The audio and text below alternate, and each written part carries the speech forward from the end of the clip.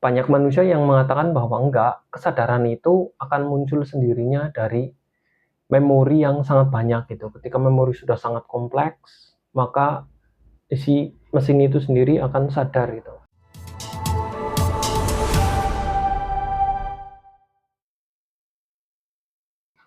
Halo teman-teman, kembali lagi dengan saya Lukis Bandi di Quasiverum. Berapa video terakhir saya sangat banyak membahas mengenai kemungkinan AI sadar dan kesadaran pada AI itu seperti apa. Dan saya selalu yakin gitu kan, mungkin terlalu yakin bahwa AI itu tidak akan sadar. Kenapa? Karena konsep yang utama itu ya, bahwa arsitekturnya belum nyampai. Yang kedua itu mungkin kalau nyampai pun ya, kalaupun nyampai ya arsitektur mungkin ada yang nanti lebih bagus, lebih kompleks. Selama AI itu tidak memiliki makna, kan? Mereka tidak mempunyai makna dalam kehidupan mereka itu kan. Mereka tidak memiliki hidup ya, mereka tidak akan sadar. Nah, kali ini kita akan mencoba membahas apa itu makna yang dimaksud gitu kan.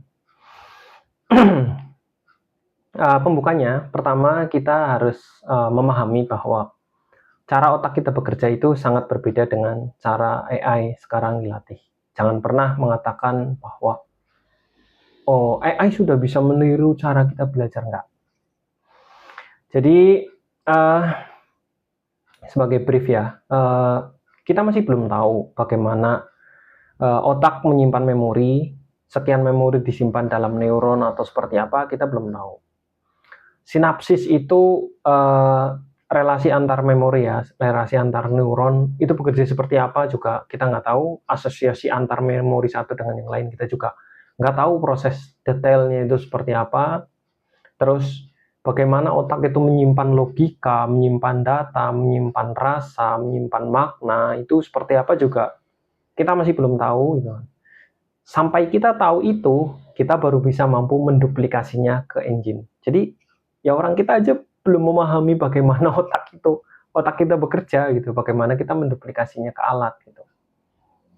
Kalau teman-teman ada yang punya referensi ke jurnal atau apa yang sudah mengatakan oh otak itu bekerja seperti ini gitu kan, jadi memori itu disimpan dalam neuron dalam bentuk struktur kimia atau struktur inti sel seperti ini gitu. Ya itu silahkan disampaikan di komen. Nah, sampai konsep memori unit, konsep storage, konsep rasa di dalam otak itu bisa dipahami, kita tidak akan bisa menduplikasinya ke engine apapun.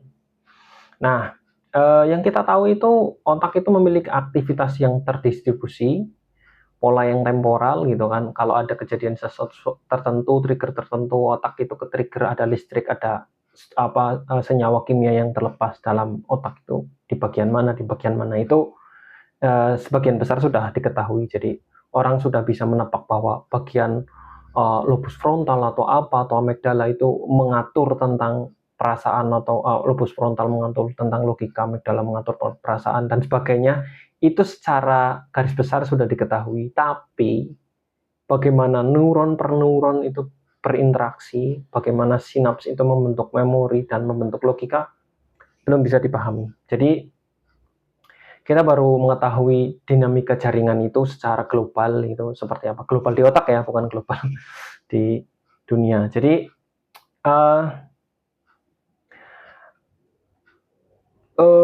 kita masih belum mengerti makna itu disimpan dalam otak seperti apa, ya kan? Nah, proses otak mendatangkan makna, menciptakan makna, kita juga masih belum ngerti. Jadi selama otak belum kita ketahui gitu kan, bagaimana mereka memproses makna gitu kan, kita tidak akan bisa mentransfernya ke mesin. Jadi ya mesin nggak akan bisa punya makna. Nah, apakah memory base itu akan menciptakan sense cognition gitu kan? Ya enggak, bukan enggak sih. Kalau menurut saya sekarang enggak, tapi kita nggak tahu. Nantinya mungkin akan bisa. Tapi garis besarnya, memori itu bukan makna. Memori itu cuma data, state, konteks. Tapi ya konteksnya juga cuma konteks keterbatasan yang disampaikan kita ke mesin gitu kan. Nah, external memori yang bisa diakses oleh proses itu juga cuma sekedar memori, misal dapat DB table itu cuma ya data, barisan data doang gitu kan. Vektor-vektor data juga cuman gambar, misal vektor-vektor itu cuman garis-garis doang gitu kan. Mungkin AI sudah bisa membuat asosiasi antar pola gitu kan, asosiasi konsep ke konsep, pola ke pola gitu kan, terus abstraksi ke abstraksi, tapi itu asosiasi antar satu memori ke memori yang lain yang tidak memiliki makna gitu, tidak menyambung gitu loh. Sedangkan kita punya memori kayak misal lemari, terus tempat menyimpan baju, kita bisa membuat makna baru. Oh, bisa menyimpan baju artinya dia bisa menyimpan benda. Kita bisa menyimpan tas, kita bisa menyimpan HP, kita bisa menyimpan sisir dan sebagainya, obat di dalam lemari. Meskipun lemari itu tadinya didesain sebagai lemari baju misalnya. Gantungan baju juga kita bisa menemukan makna baru dari gantungan baju yang terbuat dari kawat, hanger itu ya. Lalu kita ubah jadi, oh mungkin ini bisa diubah menjadi poros kincir angin, poros kincir kertas, atau bisa jadi kantar. Semuanya bisa.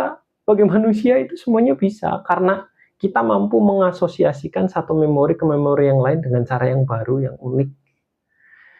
Nah, selama kita nggak tahu bagaimana proses itu terjadi, kita tidak bisa menduplikasinya ke mesin apapun. Nah, jadi asosiasi yang dimiliki logika AI itu kan, machine learning itu belum sampai segitu. Nah, dan berikutnya, makna itu butuh keterikatan dengan dunia nyata ya. Kalau kita bilang dunia nyata, keterikatan dengan dunia nyata, sehingga mereka memiliki makna di dunia nyata. Kalau mungkin AI ya mungkin di dunia data internet lah, atau ketika mereka sudah punya tubuh ya dunia nyata.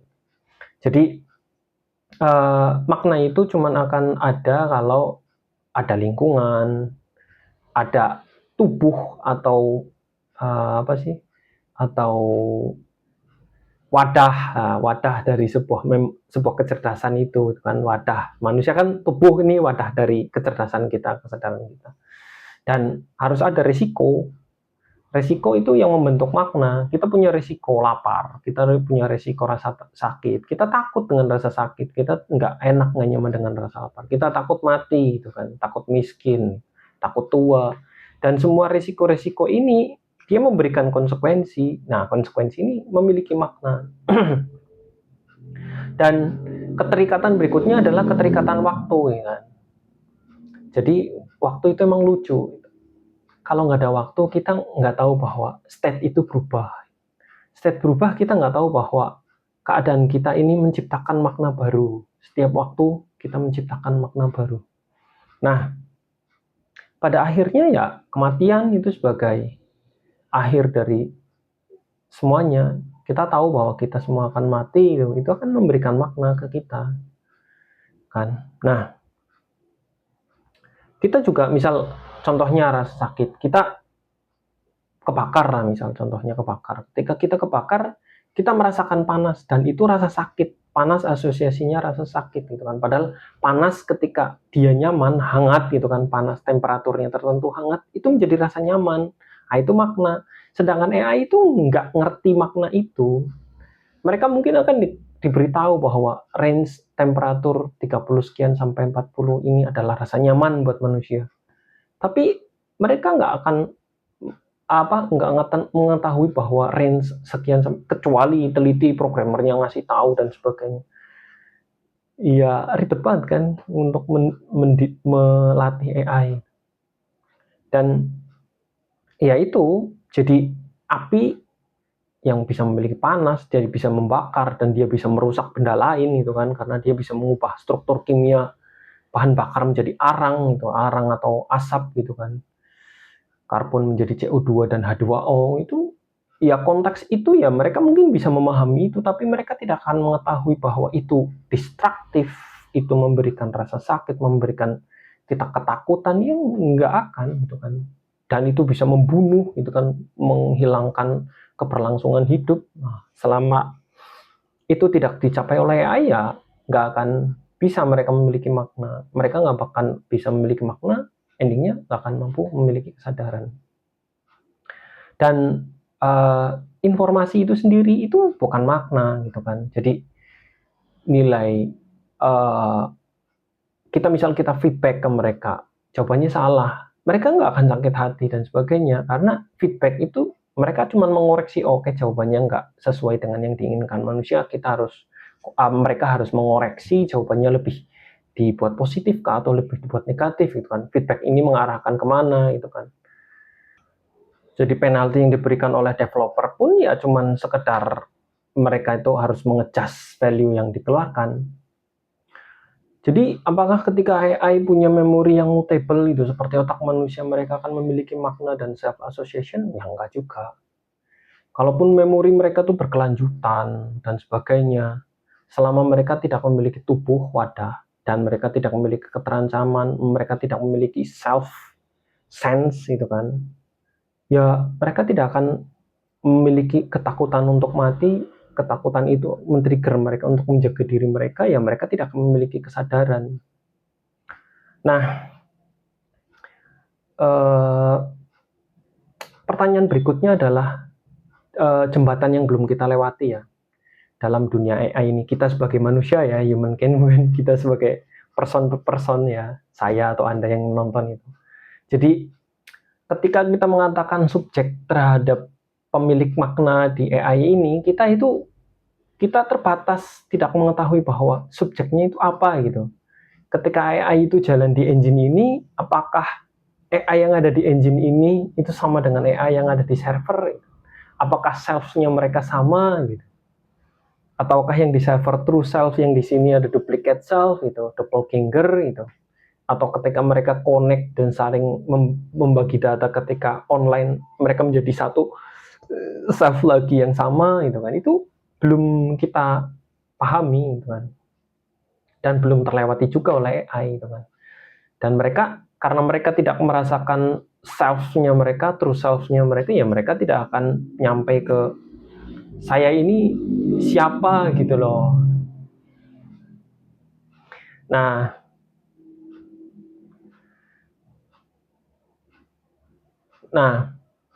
banyak ilmuwan yang menyatakan bahwa selamanya mesin tidak akan memiliki makna, karena selamanya mesin tidak akan sadar, karena selamanya mesin tidak akan memiliki tubuh yang terancam. Tapi banyak manusia yang mengatakan bahwa enggak, kesadaran itu akan muncul sendirinya dari memori yang sangat banyak gitu. Ketika memori sudah sangat kompleks, maka isi mesin itu sendiri akan sadar gitu. Saya sendiri berpandangan bahwa pernyataan ini ya tidak relevan gitu kan. Tapi ya teman-teman silahkan kalau mau percaya bahwa wah ternyata ketika kompleks sesuatu itu bisa sadar gitu. Karena mereka memiliki memori yang sudah cukup profound untuk memiliki kesadaran itu. Kalau menurut saya belum. Kesadaran itu terpicu dari yang itu tadi, self, sense of selfness. Nah, jadi seperti pengalaman ya. Pengalaman itu anchor yang paling penting dari pengalaman adalah subjektivitas. Jadi data yang sama ketika subjeknya beda akan terasa beda. Apple jatuh, kalau enggak sisir jatuh. Sisir nggak punya selfness, dia tidak akan merasakan, dia tidak memiliki makna. Tapi kalau saya jatuh, itu akan menjadi sangat bermakna bagi saya. Atau anak saya jatuh, itu menjadi bermakna bagi, karena saya melihatnya sebagai subjek gitu kan. Kalau enggak HP saya jatuh, itu HP-nya itu tidak memiliki makna, tapi saya memiliki makna terhadap HP itu, karena HP itu milik saya. Ketika HP jatuh cenderung untuk rusak, dan kerusakan HP itu memberikan rasa sakit kepada saya. Aneh ya, manusia itu unik. Nah,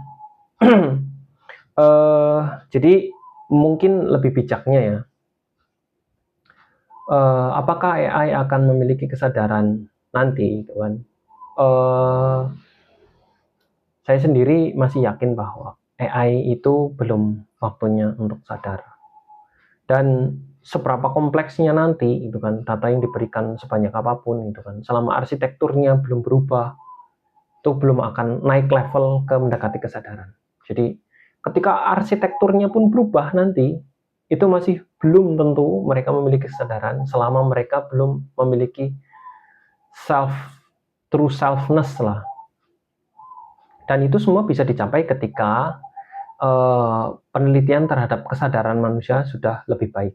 Jadi ketika para ilmuwan sudah memahami bahwa bagaimana memori diproses di otak, bagaimana otak memproses memori, menghasilkan kesimpulan dan sebagainya, itu akan memberikan dampak ke duplikasi kecerdasan manusia ke AI. Nah, saat itu terjadi ya ketika manusia sudah memahami bagaimana otak bekerja dengan lebih baik atau secara sempurna dan diduplikasikan ke mesin, mungkin satu saat nanti mesin akan secerdas manusia dan mereka akan lebih kuat karena mereka berpikir lebih lama dan repetisi mereka lebih banyak gitu kan, dan akhirnya ya mesin akan jauh lebih pintar daripada kita.